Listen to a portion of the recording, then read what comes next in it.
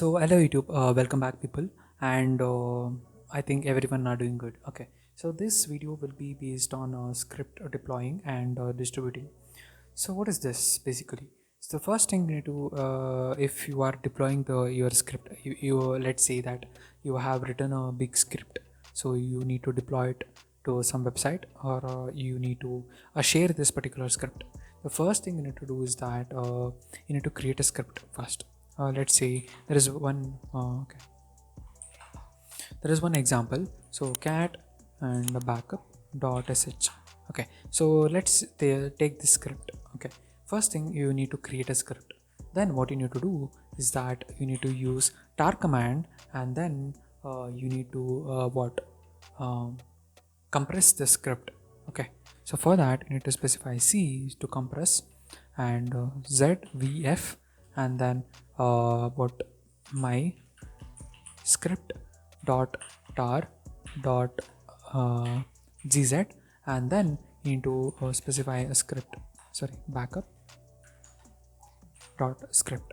So this will basically create a tar file or a compressed file, so you can basically share this particular file to anyone. And then let's say that you are sending a script to someone. The first thing we need to do is that you need to do that script to be executable. So backup.sh, so you need to make that script executable, so that it will be more easy for that particular user to execute without any permissions. Okay, the next thing is that you need to do is that adding the script to directories in the path. So first thing you need to add the script. Okay, let's take backup dot script to some bin, so that first of all you need to add this particular script to bin. Like, assume that bin is a directory, and then you need to add a script to bin, so that it will it will be run in any privileges or any particular terminal in particular system. The next thing is that what the when you add a particular script to your bin, you need to make sure that it will be added to bash rc. That will be basically to specify the environment variable. Export, and then path is equal to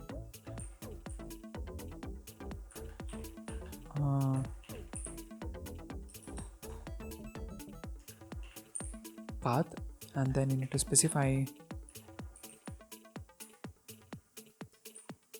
the folder where which it is. Okay, then you need to say you need to redirect that variable to bash rc.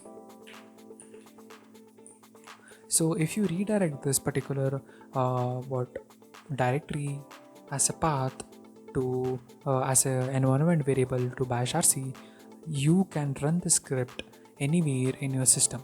So this will give the rights to run your script anywhere in your system. You should not there is nothing that you need to find the script, and you need to use bash script.sh to run that script. You basically, if you specify the script in the bash rc, you can run anywhere in your system. That is why you need to specify script inside the bash rc, so that you can run anywhere in your system. Okay, the next thing you need to do after writing a script, the next thing you need to do is that you need to initialize the git script directory. So the first thing is you need to initialize that particular directory.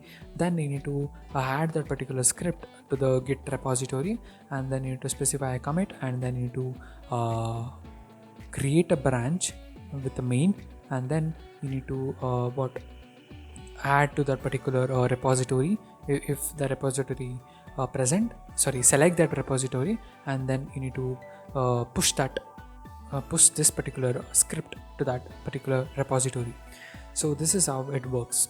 So basically, when you are writing a script, the main thing is to compress it and share it. The second thing is that you need to give that script the best permission, or the available permission so that it can run in any system without what asking for the permission. The next thing is that if you need to run that script in any directories or any particular terminal, then you need to specify that script in a bash rc. It will give the environment permission to run that script in anywhere in your system.